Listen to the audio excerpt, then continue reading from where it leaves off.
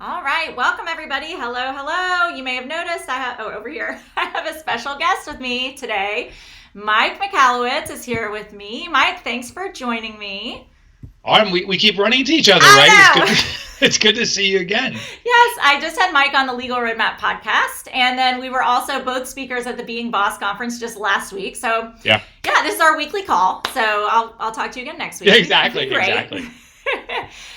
Well, if you don't know who Mike is a best-selling author of Profit First, Clockwork, and The Pumpkin Plan. I own all of those books and have found them really helpful. Mike's life purpose is to eradicate entrepreneurial poverty, which is a very hot topic right now. And so we are here today with a really important message for all small business owners. And we'll talk about this in a minute.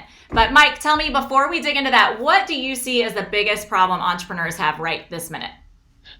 No question. The biggest challenge entrepreneurs face right now is knowing what their biggest challenge is. And admittedly, it's always been that way. We don't know what to work on, but now it's at hyper speed because of the pandemic and the economic recession. Yeah, we're all just kind of losing our minds, flailing. And I mean, I'll tell you. My gosh. Yeah, I've been thinking about this with my own business. Like, client inquiries are down. So it's like, which knob do I adjust or what do I do? So I'm excited to talk about this with you. So tell us a little bit about your background. What led you to write this particular book right now? Yeah, so I've been an author. There it is, right? Got my copy too. So I've been an author now for 12 years, but an entrepreneur my entire adult life. And what triggered me to become an author was, well, I had some successes in business. I also had some failures, and I thought because my successes were early on, I sold a couple companies. I'm like, I've got this whole thing figured out. Yeah. I'm a genius, right? I was totally full of my own garbage. And the arrogance and ignorance caused me to have an absolute collapse in my next business. And that triggered me to reinvestigate what really is the essence of the successful entrepreneurial journey, how to simplify the journey. And that's when I devoted myself to becoming a full-time author. So starting 12 years ago, I started writing, and I wrote some books. What I did is I started emailing my readers saying, what may I serve you with next? What's the biggest challenge you face? So I sent this email out about 5 years ago. It takes me about 5 years to write a book. And I said, what's the biggest challenge you're facing in your business this year? And I'm not the most technically savvy guy at times. I must triple clicked or something because the email went out multiple times the same day. It was embarrassing. But here is the insight, Autumn. Some people, the same people, responded with different channels or challenges, for that year. So they started off the morning and said, I have a sales problem this year. And then they said, no, it's actually an employee problem, or it's a mission problem. They were all over the place. And that's when I came to that conclusion. The biggest challenge business owners have is knowing what their biggest challenge is. Yeah, that's incredible. Well, I'm excited to dig into some practical advice that you have in the book. But before we do this, if you're watching this, and I've seen a couple eyeballs, so drop an emoji, say hi, put something in the comments. Yeah, but what we really want to do with this message, we're so lucky to have Mike here on our live stream, is to help get his message out. So I'm going to ask you, if you're watching this, to go down and click share and start a watch party with this live stream so that we can spread the message to more people. And Mike is about to drop some knowledge bombs, so we want lots and lots of people to get to hear them. Okay, so Mike, going into the practical advice that you promised you were going to share, which I'm really excited. Let's talk about the survival trap. So I think a lot of businesses are just kind of getting by day, but they never really get to that point where they feel like they're thriving. And especially in the middle of a crisis, I don't know that many of us are feeling like we're thriving. But talk about that survival trap and why so many businesses just get stuck there. Totally. I grabbed a piece of paper because I can draw it out, because I think it's a good illustration. Whiteboard, right? Yeah, white piece of paper. In the middle, you draw the letter A. And what this represents is where our business is right now, this moment. And for many businesses, it's crisis and challenge. So that's step one. Step two, to understand the survival trap, is draw a direction away, 3 or 4 arrows in any direction you choose that gets you away from A.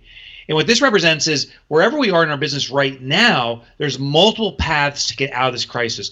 But as a final step is draw the letter B. In this case, I'm going to draw in the bottom right corner of the piece of paper somewhere. And what you'll notice is, in many cases, none of the arrows are pointing to B. B represents where your business needs to go, what it needs next.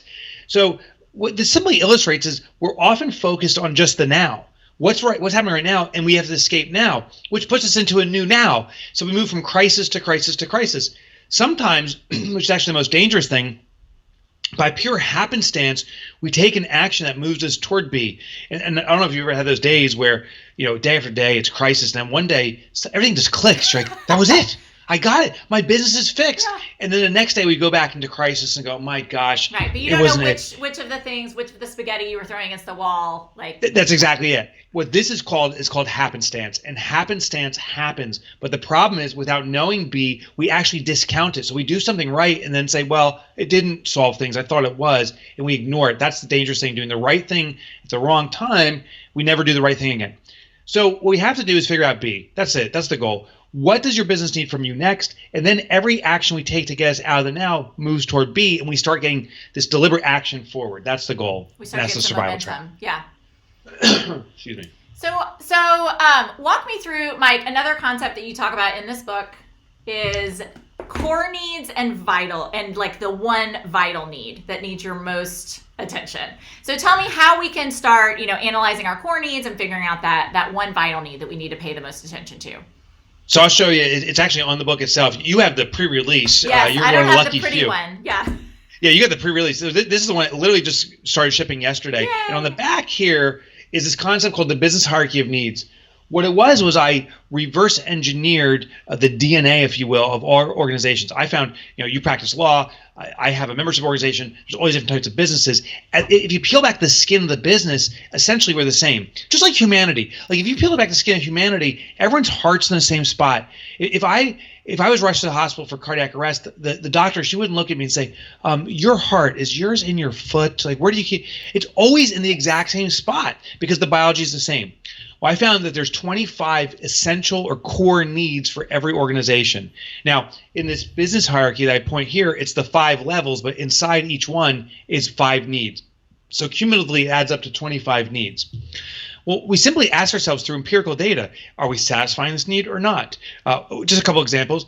For when it comes to sales, we need to prospect effectively. Are we doing it or not? We need to convert prospects into clients. We need to deliver on our commitments to them. They need to deliver on their commitments to us, which is paying us. Well, those are some of the the essential needs, and we ask ourselves, are they being satisfied?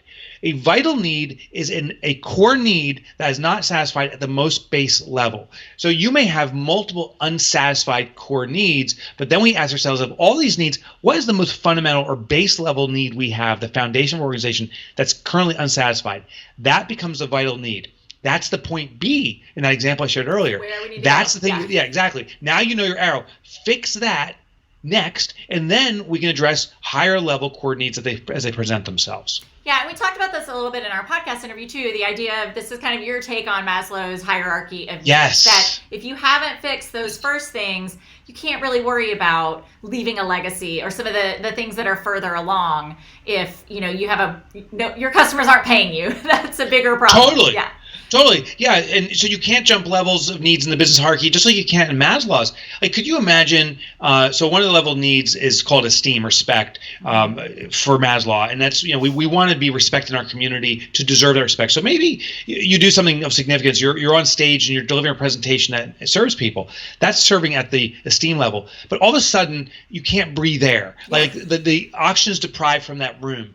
All of a sudden, we have to revert to the base. You can't skip above and say, I'm not going to worry about breathing for a few days. Let's just present. You can't do that. Yeah. It's a biological response. Well, the business has its own biology. The only thing we have to distinguish is we are not wired into our business like we were wired into ourselves.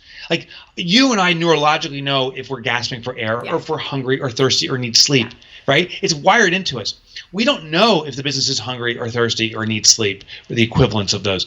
But we can ask questions and back it with empirical data. We can take a pulse of the organization and evaluate it. Just like a doctor doesn't know if your heart stopped beating by simply gut instinct, she will put her fingers against your neck and say, oh, I don't feel a pulse. We have to do the same thing for the business, get its pulse. Yeah. And so then once we have figured out that vital need, the B that we're aiming towards, talk to me about your Omen process. How does that work? Yeah. So once we know what we need to work on, the question, of course, is how. And so the B is what we need to work on. But the question is now, how do we address that? Omen is an acronym for the 4 key elements of doing the how. O stands for objective. You have to have a clear objective. This is similar to SMART goals in our personal lives, but it's much more condensed. So objective. So for example, at the sales level, maybe I have a conversion issue. I'm not making enough prospects in the clients. Well, the objective is to increase conversions. Then we put M in for Omen, which is measurements. Like what it dictates increasing? Well, we need, instead of 1 client a week, we need to bring on 3 clients a week on average. They need to have a certain amount of commitment to us financially. If they're going to do 1,000 or 2,000, whatever the numbers are. Those are the measurements. That's the metrics to see if we're making progress or not. E, and most people know O and M. Most people don't know E and N. E is the evaluation frequency. How often are we going to measure that we're making progress or not? Many small businesses are in a set it and forget it mode. They're like, oh, you know what? We got to make more sales. Let's go do it. And that's basically it. Well, that's dangerous. We need to make more sales. What quantifies more sales? And then how often, evaluation, how often are we to see that we're making progress or not? And the last element is N, which is nurture. Nurture is the concept that when we set goals and parameters, sometimes they're not right. It's based upon the data and the information we have at that point, but our vantage point becomes different over time. So the nurture option or necessity is to reflect based back on the objective, the measurements, and the evaluation frequency and make adjustments. Maybe the objective was wrong. Maybe it wasn't actually conversions. It was actually a prospecting issue. The quality of prospects is too low. Mm-hmm. Maybe the objectives we set was unrealistic. 5 is pie in the sky. It really should be 3. And maybe the evaluation frequency of checking in once a day on how we're generating leads is too hyperactive, mm-hmm. and we're making decisions to not do things or do things without enough data. We should only be checking once a month. That's what nurture does. Yeah, so this it keeps evolving, and you're always checking back and Exactly. Yeah. Do you find, or have you seen that in this moment that we're in right now with COVID-19, with a lot of businesses taking a huge hit, has that changed anything with this Omen idea, or are you checking in more frequently, or tell me how that's affected Great anything, if it has? Yes. So just like a person that's in cardiac arrest, you immediately get them on a system that's monitoring their heart rhythm, right? Businesses have to be evaluating much more frequently in most cases right now, because the decisions we're making are much shorter term. So think about this, like if I am looking at my conversion rate, how many prospects become clients, and I'm only checking once a year, that's probably for most businesses absurd. But if I was checking every second, that's absurd too, right? It's absurd unless you're Amazon. Amazon needs a check actually every second to see its progress. So when there's more activity, Amazon is the ultimate in activity, more frequent monitoring is important. So for our own businesses, we also probably have to condense if we're actively selling and trying to recruit prospects more. But the other mistake is, say, prospect flows slowed down, and now you're checking to see how your conversion rate is even faster. Well, you have less prospects coming in, you're checking faster, you're going to see less conversions every time you check because you have less prospects. You actually may get a negative sensation saying it's not working when it may be. So we have to get to the root problem. Is it conversions? Is it prospects? Whatever. And then test out things to amplify that, and then check those probably more frequently as we make adjustments. So leaving things status quo and checking more frequently doesn't serve you.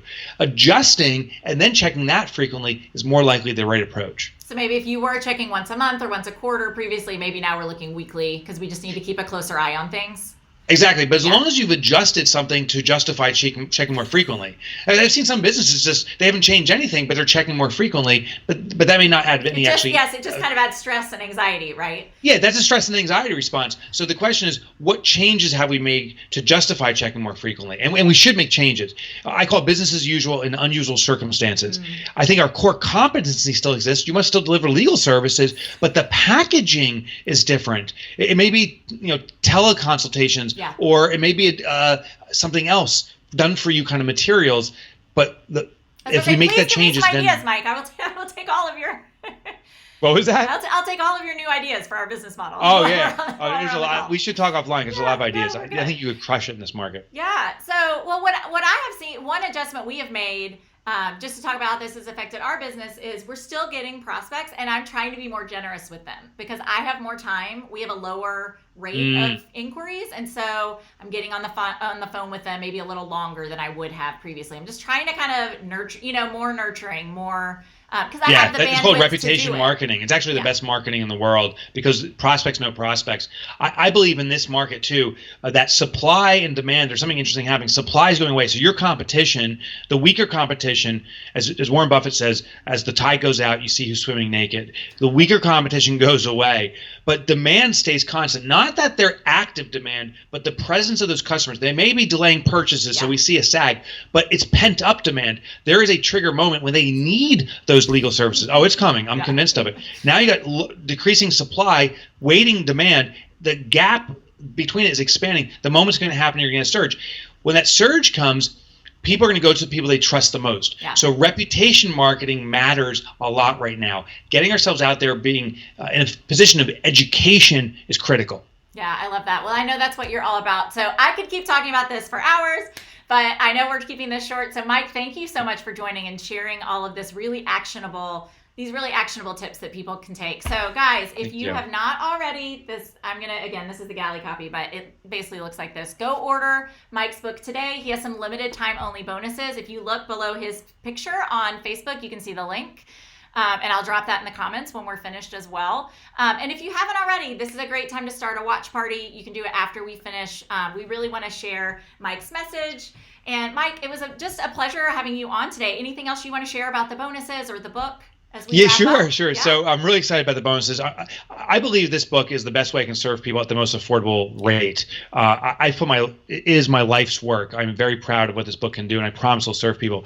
To incentivize people, there's bonuses. So it's a multi-book purchase bonus. But one of the bonuses, I filmed a TV show with Discovery Channel about 4 years ago as a pilot of the full show, and it never got picked up. Well, for the first time ever, we're releasing that. So people that buy multiple books, you can see a 45-minute show called Go Big or Stay Home. And it's this whole concept of going all in. Yeah, it's kind of ironic, but going all in on the entrepreneurial dream. So it's one of the many bonuses, but to me, it's one of the fun ones. Excellent. Well, thanks for sharing that. And again, those are all at mikebonus.com.